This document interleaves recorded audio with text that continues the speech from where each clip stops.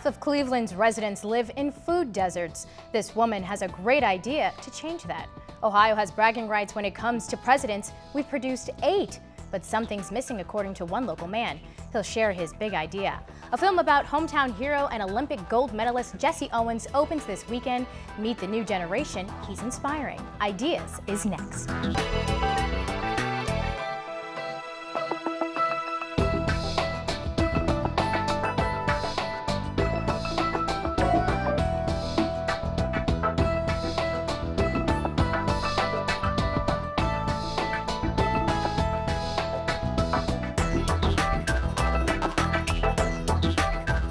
Hello and welcome to Ideas. I'm Darielle Snipes. Rick Jackson is off this week.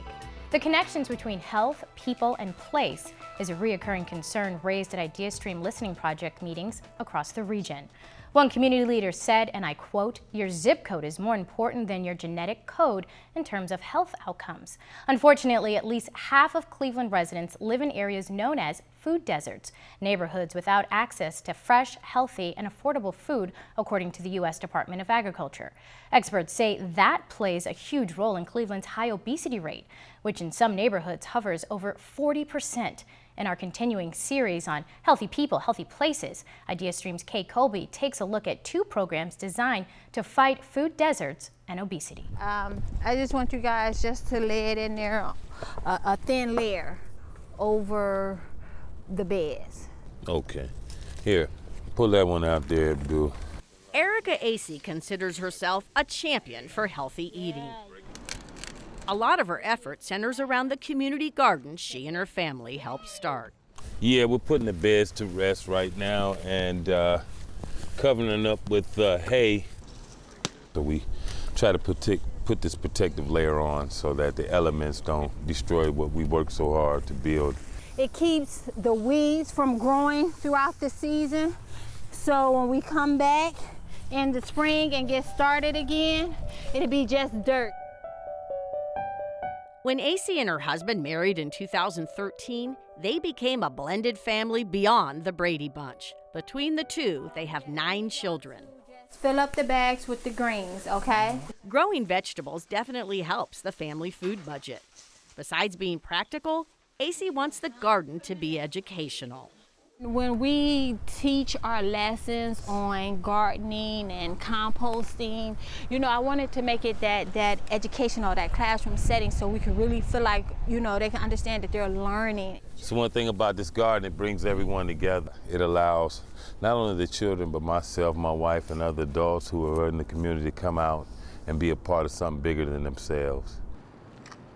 The garden lies across the street from the Acey's home, located in the historic district of Cleveland's Glenville neighborhood. Acey started the garden in 2015.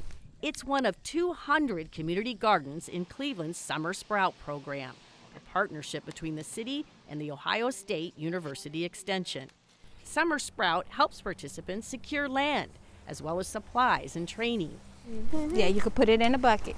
Acey sees community gardening as key to improving access to healthy food, especially for those living in poverty. A lot of people don't have cars and transportation or the means to be able to get to those places, to be able to get the things. So they rely on going to the corner store. And 9 times out of 10 in those stores, you don't find the healthy selection. Acey also advocates for another local program. You have a couple of these, your eggplant and the butternut squash. It's called Healthy Harvest, part of a growing trend across the country known as prescription produce programs. Doctors literally write prescriptions, which actually come in the form of vouchers patients can use to get fresh fruits and vegetables at low or no cost. And it's better than prescribing a medication. It's better than prescribing a statin for high cholesterol. These are the foods that combat high cholesterol. Most produce prescription programs are set up to have participants use vouchers at local farmers markets during the growing season. But this program has a slightly different twist. Between the months of June and October, it sets up tables in clinic waiting areas where patients can use their vouchers to get vegetables, eliminating transportation barriers some folks face getting to farmers markets. Participants also get recipes and cooking instructions workable for those with limited resources. You slice it long way like this, and then you can season it, and you can either bake it, or if you like grilling, you can put it right on the grill. We're trying to connect the need of the local population who live in food deserts with the local food movement. We have a perfect intersection in our outpatient clinic population. The benefit is it's right there at the doctor's office. You know, is somewhere where you're going to take your child to be checked up. But AC admits getting buy-in from her kids to eat healthy can be tough. I told them, hey, I need to make sure that when y'all here, I know you're eating healthy. So when you go out there in the world and pick up you a burger from McDonald's, or, you know, you go over a friend's house and they're eating this or that, you know, you can get a little balance. How do you think eating this kind of stuff is gonna help you? Because it's gonna help your system get better without eating all the candy and sugar. Yeah, you could take him to Nasir so he can rinse them off. So we could. AC wants her passion for healthy eating to sink in, with hopes that her kids become future warriors in the fight against Cleveland food deserts and the obesity epidemic. Yes, I need them to spread the word so that it can be in their hearts, their minds, their body, their souls. So like I said, once they get older, this can be something that they do and show their children. To learn more about food deserts and the intersection of people, place, and health, please visit our website, ideastream.org/ideasnow. Did you know that Ohio is the birthplace of 7 U.S. presidents and the adopted home of an 8th? That's more than any other state. But it's been almost 100 years since an Ohioan was elected to the nation's highest office. Earlier this week on our radio show, The Sound of Ideas, host Mike McIntyre spoke with Thomas Sutton, a professor of political science at Baldwin-Wallace University, and asked him about the legacy of those Ohio presidents. It's interesting because when you think about the legacy of the Republican Party and the fact that virtually all of these were Republican presidents, some of that legacy really is some of the debates that we're having today. So, for instance, the debate about federal power versus state power, the debate about a strong national government but allowing a lot of autonomy at the states. Trade policy was a huge issue in the late 19th century, particularly in the presidencies of people like Benjamin Henry Harrison and William McKinley. That got us to thinking about presidential places in Ohio. You can visit many of the homes of the Buckeye states of presidents, including James Garfield's house in Minter and the Rutherford B. Hayes home in Fremont. But at least one Northeast Ohioan has a pretty interesting idea, one place that celebrates all of them. Jim Robinault is leading the effort to establish what he calls Ohio Presidential Center. Jim, thanks and welcome to Ideas. Thanks for having me. So tell me what you envision with this presidential center. Well, Ohio has had 8 presidents, and they have homes, as you just said, but we don't have any true presidential library. Closest we come is the Hayes Library. All of them are underfunded. Warren G. Harding's home in Marion has been broken into in the last few years. They have these tremendous archives, and nobody is really collecting all this in one spot. So my idea would be that we have one center to celebrate all 8 of our presidents who were very important to U.S. history. So where would you like to see this located, since all these presidents were across the state? Well, the best thing to do is to tie it to a great university. So I've been speaking with Ohio State University. I've also had discussions with Case here. But, you know, for example, Obama's library is going to be University of Chicago. LBJ is University of Texas. George W. Bush just did his library with SMU. So it's great to have it with a center of learning, and that's the real idea, not just a museum, but a center of learning where we can study our Ohio presidents and the presidency in general, because, you know, every 4 years, Ohio makes the difference. We should be leading the way in this. You know, and it's pretty interesting that it's been, what, 100 years since an Ohioan has been in office, but have you garnered any support for this presidential center? There's very wide support for this. Everybody says, how are you going to pay for it? Because it's probably going to cost about $150 million. You really want to have a first-class, world-class facility, not unlike George W. Bush's library. Here we're doing it for 8 people. And the support is definitely there for it. The question is raising the private funds and then getting the federal government involved once you build it. National Archives will come in and maintain it. So there's pretty wide support. I've talked with Senator Brown about it, and he's very much in favor. It's a great concept. It's just a matter of getting people enthusiastic enough that we actually do it. And what's the timetable? When would you like to see something like this built? Well, the last time an Ohioan was in office, it was Warren G. Harding, and that was the campaign of 1920. So 2020 would be a good anniversary. And Harding ran against another Ohioan, a guy named James Cox, who was the governor. So we had two Ohioans running against each other in 1920. And the Cox family today, you know, as Cox Communications. Mm-hmm. So they're another group that I would like to solicit to participate in this. Jim, thanks for all that information. Now, if you want to hear more of Mike McIntyre's conversation about Ohio presidential history that happened earlier this week on The Sound of Ideas, just head over to our website, ideastream.org/ideasnow. The presidential campaign was just one of many top regional stories happening this week.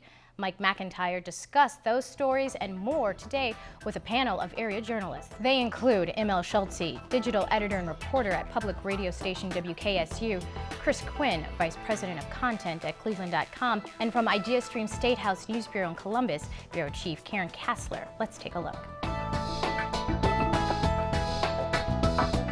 Former Cleveland Browns wide receiver Reggie Rucker, founder of the Cleveland Peacemakers Alliance, has been accused of siphoning money from the organization, covering personal expenses, including gambling debts. Chris Quinn, federal prosecutors say Rucker used the nonprofit's bank accounts, which were funded by foundations and other philanthropies, as his own personal ATM. Yeah, and Mike, the devil really is in the details on this. You know, let's state up front, he's accused, but the way he's charged is in such a way that usually means he's going to plead out that this isn't they've reached agreement. But what it describes is case after case after case of him going to the Cleveland Foundation and other foundations. Doesn't name the Cleveland Foundation, but it's clear that's what it is. Foundation One, I think it says. Getting money and immediately turning around and taking tens and tens of thousands of dollars and paying off gambling debts. In the worst case that they describe, he gets a commitment from a foundation and sends that commitment to a casino to say, hey, I'm good for it, which you would think would alert the casino that maybe something is not quite right here, but I guess they just wanted to get paid.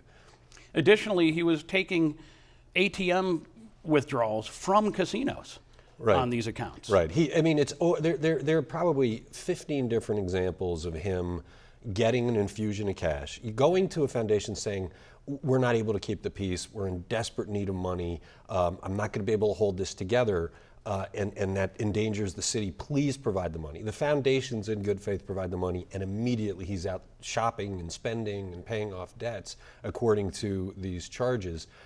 The sad thing about this is his organization is credited in a big way to helping to keep the peace in the city during all of these times of strife. You saw in Ferguson, Baltimore, and other places a lot more unrest than you saw in Cleveland, and his group is part of the reason. They're now under new management. He's not affiliated with it, and the hope is they can continue their work. Those guys weren't getting paid. I mean, that was the other big problem here, is they just weren't getting paid to do all of their good work. And we find out that they did it out of commitment because there was a period of 3 months where the money was going to the casinos. It was coming in, but it was going out. What I wasn't quite understanding until I read through this bill of information is that there was no board that was watching over this. No, and people have raised questions about, where were the foundations? Don't they have a duty to look over the money? But you have to also look at it through their eyes. This is a group that is getting credit. Cleveland is in a potential crisis. Nobody wants the unrest you saw elsewhere. And this group that has credibility from City Hall and other places is saying, we're desperate, we really need this money to hold it together, and so they're writing the checks. I mean, I think they were worried about what would happen if this group disbanded. And they were literally in the streets talking to gang members and other folks and saying, let's basically put a lid on it. And these are folks that are former gang members, many of them, and other people that are interested in making sure the streets are safe. So it's not as if we're talking about an administrator somewhere not getting paid. No, I mean, look, Cleveland can hold itself out as an example of how to do some things right with regard to this. We were on the edge with the Brelo verdict and any number of things involving Tamir, and these groups hit the streets. It was in cooperation with other groups, with City Hall. I mean, this was not an accident that it came together this way, but they get a lot of the credit. And I think when this came up, the Justice Department probably had a bit of a quandary because they know how valuable this group was, but you can't do this with that kind of money. And I mentioned Peacemakers Alliance, but it also involves another organization that Rucker was involved in, American. Right. Which Jim Brown actually was the original started with. But the money, I'm not quite sure that the structure. I think American is well, the bank accounts were mingled, right. And that's part of the problem. They're two separate nonprofit organizations, but it all went into one pool and apparently into one bank account, from which the withdrawals were then made by Reggie Rucker. Right. It's really clear from this that this could have only happened if there was no independent board that was watching over things and taking that mission seriously. And that's really what was missing from this and what is now in place now that the Boys and Girls Club have taken over the operation. All right, let's move on to some politics here. If newspapers were voters, Ohio Governor John Kasich just might be leading the GOP presidential field. The governor, endorsed by the New York Times, the Des Moines Register, the Dallas Morning News, now has the endorsement of The State, the newspaper in the South Carolina capital city, Columbia. Karen, the South Carolina primary is tomorrow. Is this endorsement a real boost? I don't know if endorsements really are a big deal in this campaign. I mean, having the New York Times endorsement, there were people who were actually saying that might hurt him in New Hampshire and in Iowa. And so I just don't know. I mean, this has been such an anti-establishment kind of year where people have said they're very frustrated with people who are currently in office or people that they see as representing the status quo. So I wonder if people see an endorsement as being something that completely represents the status quo. One thing that's been amazing in this South Carolina race here, the polling is all over the place. I mean, you have some polls showing that Kasich is in 5th place, some showing he's dead last, some showing he's in 2nd place. And so this has been really, really hard to track in terms of figuring out where he's going to end up, and not just where he's going to end up in the rundown, but also where he's going to end up in relation to Rubio and Bush, who are his two main competition elements here in the so-called moderate pack. And so, I think there's a lot of people who feel that he will finish above Ben Carson, but where he places with Rubio and Bush, I think, is really key to finding out where he goes from here. Yeah. Schulze, does it matter? Well, it depends on the kind of endorsement. I think Karen is absolutely right that in this anti-establishment year, especially among Republican voters who have shown they're very suspicious of the media to begin with, the lamestream media and things like that. I'm not sure that this will really pay off in a big way. It does, though, establish that he's considered in some quarters to be a credible candidate. And that may not sound like a high aspiration, but when you think about how the media flatly ignored him for months and months while he was in the campaign. They said he got in too late, he had too little money, he wasn't in tune with the party. The fact that anybody is taking his candidacy seriously in a multitude of states is important to him. I think if he'd had to trade off, he would have taken Governor Nikki Haley and Senator Tim Scott's endorsements. Right. Those went to Rubio instead. What Karen said about the polling is an acute issue this year. I think this will be the year where people realize polling doesn't work anymore. It's based on phone calls. Lots of people don't answer their phone, particularly younger people, and so especially if you see that number on it, they don't know who it is. They're right. not answering not it. Answering. So in the election so far, it's been wrong, and as Karen points out, it's everywhere. And political scientists are kind of grasping now, what can we do to try and prognosticate accurately, because we can't rely on this. I want to talk for a second about the hug. The governor has been spreading this message of positivity, Karen, and he loves these town halls. It's something he said he was going to continue from New Hampshire, and he's continuing it now.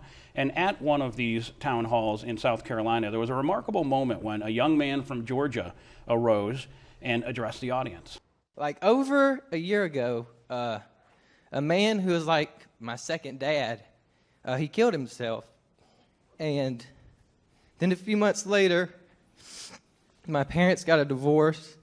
And then a few months later, my dad lost his job. And I was in a really dark place for a long time. I was pretty depressed. But I found hope. And I found it in the Lord and in my friends. And now I've found it in my presidential candidate that I support. And I'd really appreciate one of those hugs you've been talking about. What a remarkable moment on a campaign trail. Karen? Absolutely. And, you know, I don't know that a lot of Ohio reporters would describe John Kasich as huggable. So this was a really interesting moment.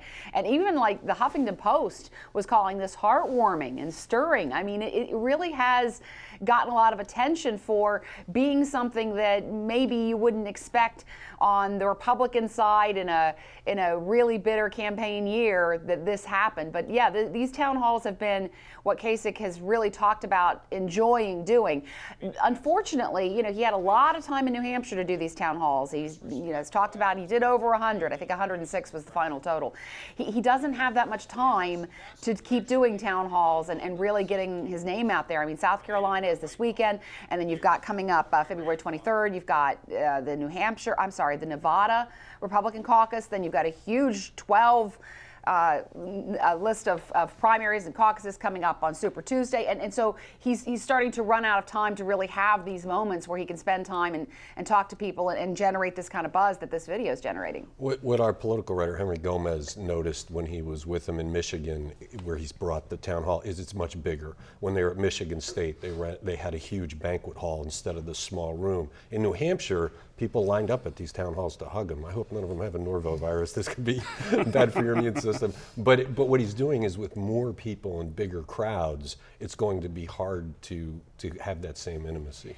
And you mentioned Michigan, and I wondered if we can address that too. The idea that he's in South Carolina, may not do well. He's not what he was looking at. While South Carolina's on the horizon, he's already in Michigan for March 8th. Michigan could be huge for him, and he knows that. He knows that South Carolina isn't going to be his breakout state the way New Hampshire was, but he thinks Michigan could be. There's a little bit of danger for him in Michigan because of the Flint water crisis, and Ohio has a little bit of a lead in the water crisis, but it's fertile ground for him. He's a Midwest governor, and he's been received well there so far. But South Carolina, it's not made for him, especially this year. His campaign is one of optimism in a year that's not, and South Carolina has a reputation of really nasty, dirty politics.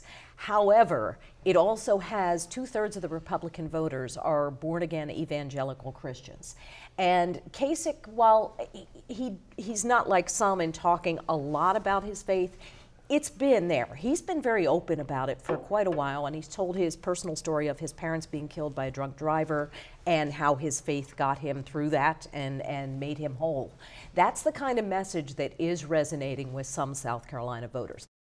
In addition to what you just heard, Mike and his guest discussed a proposal in the State House to slam the brakes on red light cameras in small Ohio towns, plus the outlook for Akron's economic future, and the 13 water systems in Ohio under EPA lead advisory. To hear more of that conversation, please visit our website at ideastream.org/ideasnow. And coming up on The Sound of Ideas, the Plain Dealer's Steve Litt talks to Mike McIntyre about Mayor Frank Jackson's Urban Core Overlay zoning plan. Will it transform downtown Cleveland? Find out when you tune in to The Sound of Ideas with Mike McIntyre Monday morning at 9 on 90.3 WCPN. Although Jesse Owens was born in Alabama, Cleveland claims him as a hometown hero. Owens won 4 gold medals at the 1936 Olympics in Berlin, and his story is now being told on the silver screen. The movie Race opens this weekend nationwide. And long before the Berlin Olympics, Owens ruled the track at East Tech. Over the last few weeks, Cleveland schools have been celebrating the runner. Associate producer Gabriel Kramer takes us to the School of the Arts, where the actor who plays Owens visited students. And Owens' achievements are still inspiring students today. Students cheered for actor Stephan James during his visit to Cleveland School of the Arts. First of all, hello everybody. He was there to talk about acting, but was clearly humbled by playing the role of Jesse Owens. I have to pinch myself when I see the posters, when I see the trailers, because he's really this larger-than-life man, and I can't believe that this story has landed in my lap 80 years later and that I get to tell his story. The film will introduce Jesse Owens to a whole new generation. You want to win a gold medal? Sure. You want to do it in Berlin? Stefan, we want to thank you for joining us today. Oh, fun. Jalen Cartman, a junior, was in the audience when James spoke. Cartman admits he did not know much about Jesse Owens until last summer, when he and some other students painted this giant mural honoring Owens. I don't have it as hard as he did now, but for me to put in work and to try as hard as I can to be somewhere like he did now, even it doesn't have to be track star or like any kind of sport, it could be with my art. Now, Cartman feels as though the story of Jesse Owens is part of his own life. That would be one of the things people come to look at when they come to Cleveland is Jesse Owens. Like the mural that we painted, I had a hand into history just like he did. So when I think of him making history, I made history too by having painted a mural that'll be up for years and years. You can hear and see much more on Jesse Owens by visiting our website at ideastream.org/ideasnow. There you'll enjoy a fascinating conversation from our radio show, The Sound of Ideas, with ESPN's Jeremy Schaap, who wrote a biography of Jesse Owens. Well, that's all the time we have for now. If you have a question or comments about the show, please visit our webpage at ideastream.org/ideasnow. There you'll also find a video on-demand archive of all our episodes, plus links to related stories on the radio and online. I'm Darielle Snipes. Rick Jackson will be back next week with more great ideas.